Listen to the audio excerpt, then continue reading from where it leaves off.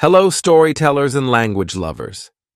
Welcome to Learn English from Stories, where we dive into fascinating tales to make your English learning journey easy and enjoyable. Whether you're just starting out or looking to polish your skills, our stories are tailored to help you understand, speak, and love English more every day. Let's begin our story today and uncover the secrets of language hidden in each sentence. Ready to turn the page? Let's get started. The 6 Swans. A king was once hunting in a great wood, and he hunted the game so eagerly that none of his courtiers could follow him. When evening came on, he stood still and looked around him, and he saw that he had quite lost himself. He sought a way out, but could find none. Then he saw an old woman with a shaking head coming towards him, but she was a witch. "Good woman," he said to her, "can you not show me the way out of the wood?" "Oh, certainly, Sir King," she replied. "I can quite well do that, but on one condition, which if you do not fulfill, you will never get out of the wood and will die of hunger." "What is the condition?" asked the king. "I have a daughter," said the old woman, "who is so beautiful that she has not her equal in the world and is well fitted to be your wife. If you will make her lady queen, I will show you the way out of the wood." The king, in his anguish of mind, consented, and the old woman led him to her little house where her daughter was sitting by the fire. She received the king as if she were expecting him, and he saw that she was certainly very beautiful. But she did not please him, and he could not look at her without a secret feeling of horror. As soon as he had lifted the maiden onto his horse, the old woman showed him the way, and the king reached his palace, where the wedding was celebrated. The king had already been married once, and had by his first wife 7 children, 6 boys, and 1 girl, whom he loved more than anything in the world. And now, because he was afraid that their stepmother might not treat them well, and might do them harm, he put them in a lonely castle that stood in the middle of a wood. It lay so hidden, and the way to it was so hard to find, that he himself could not have found it out had not a wise woman given him a reel of thread which possessed a marvelous property. When he threw it before him, it unwound itself and showed him the way. The king went so often to his dear children that the queen was offended at his absence. She grew curious and wanted to know what he had to do quite alone in the wood. She gave his servants a great deal of money, and they betrayed the secret to her, and also told her of the reel of thread which alone could point out the way. She had no rest now until she had found out where the king guarded the reel. And then she made some little white shirts, and as she had learned from her witch mother, sewed an enchantment in each of them. When the king had ridden off, she took the little shirts and went into the wood, and the reel showed her the way. The children, who saw someone coming in the distance, thought it was their dear father coming to them, and sprang to meet him very joyfully. She threw over each one a little shirt, which when it had touched their bodies changed them into swans, and they flew away over the forest. The queen went home quite satisfied, and thought she had gotten rid of her stepchildren, but the girl had not run to meet her with her brothers, and she knew nothing of her. The next day the king came to visit his children, but he found no one but the girl. "Where are your brothers?" asked the king. "Alas, dear father," she answered, They have gone away and left me all alone." She told him that looking out of her little window, she had seen her brothers flying over the wood in the shape of swans, and she showed him the feathers which they had let fall in the yard, which she had collected. The king mourned, but he did not think that the queen had done the wicked deed, and as he was afraid the maiden would also be taken from him, he wanted to take her with him. But she was afraid of the stepmother, and begged the king to let her stay just one night more in the castle in the wood.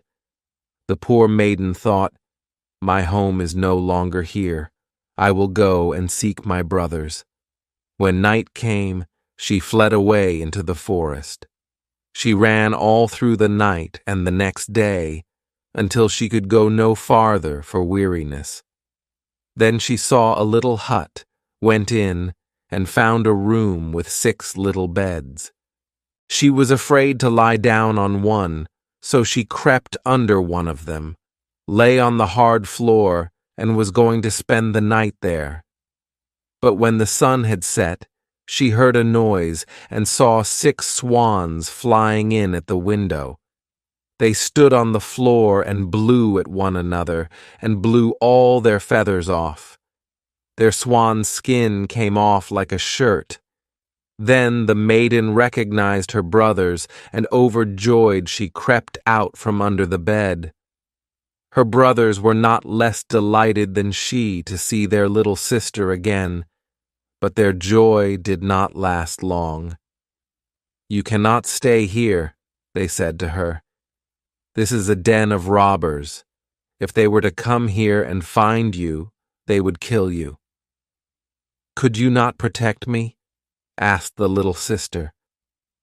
"No," they answered, "for we can only lay aside our swan skins for a quarter of an hour every evening. For this time we regain our human forms, but then we are changed into swans again."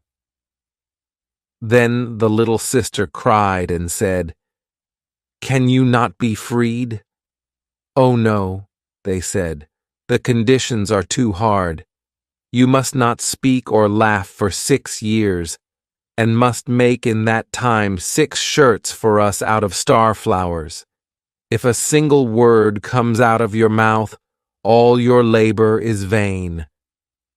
When the brothers had said this, the quarter of an hour came to an end, and they flew away out of the window as swans. But the maiden had determined to free her brothers, even if it should cost her life. She left the hut, went into the forest, climbed a tree, and spent the night there. The next morning she went out, collected star flowers, and began to sew. She could speak to no one, and she had no wish to laugh, so she sat there looking only at her work. When she had lived there some time, it happened that the king of the country was hunting in the forest, and his hunters came to the tree on which the maiden sat. They called to her and said, "Who are you?" But she gave no answer. "Come down to us," they said, "we will do you no harm." But she shook her head silently. As they pressed her further with questions, she threw them the golden chain from her neck. They did not leave off, and she threw them her girdle, and when this was no use, her garters, and then her dress. The huntsman would not leave her alone, but climbed the tree, lifted the maiden down, and led her to the king. The king asked, "Who are you? What are you doing up that tree?" But she answered nothing. He asked her in all the languages he knew, but she remained as dumb as a fish. Because she was so beautiful, however, the king's heart was touched, and he was seized with a great love for her. He wrapped her up in his cloak, placed her before him on his horse, and brought her to his castle. There he had her dressed in rich clothes, and her beauty shone out as bright as day, but not a word could be drawn from her. He set her at the table by his side, and her modest ways and behavior pleased him so much that he said, "I will marry this maiden and none other in the world." And after some days he married her. The king had a wicked mother who was displeased with the marriage, however, and said wicked things of the young queen. "Who knows who this girl is?" She said, "She cannot speak and is not worthy of a king." After a year, when the queen had her first child, the old mother took it away from her.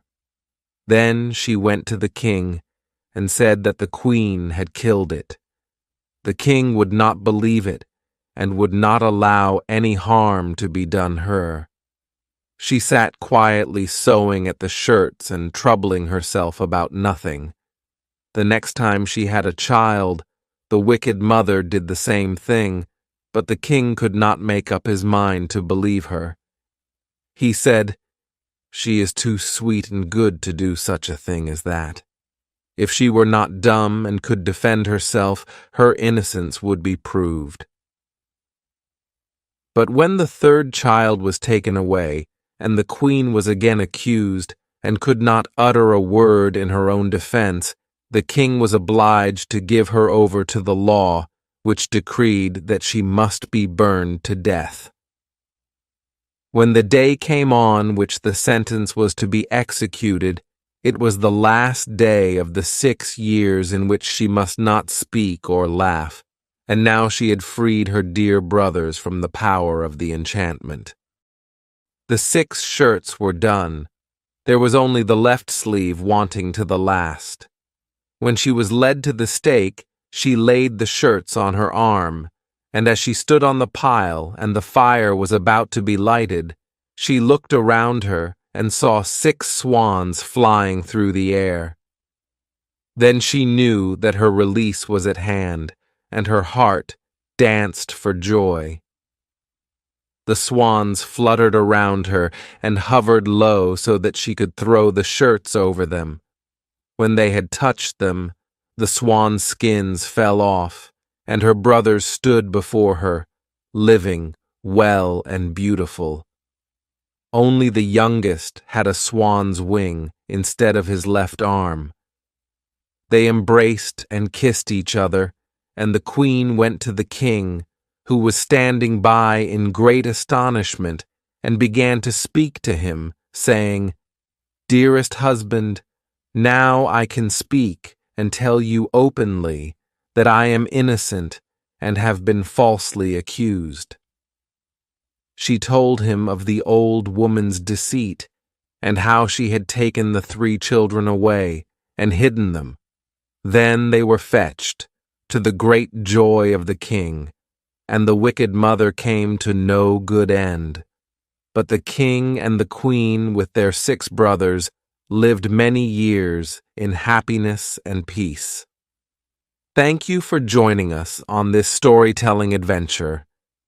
Remember, every story not only brought us joy, but also brought us one step closer to mastering English. Keep practicing, keep learning, and stay curious. Don't forget to like, subscribe, and hit the bell icon for more stories that teach and touch our hearts. Until next time, keep the pages turning and your vocabulary growing. Goodbye and happy learning.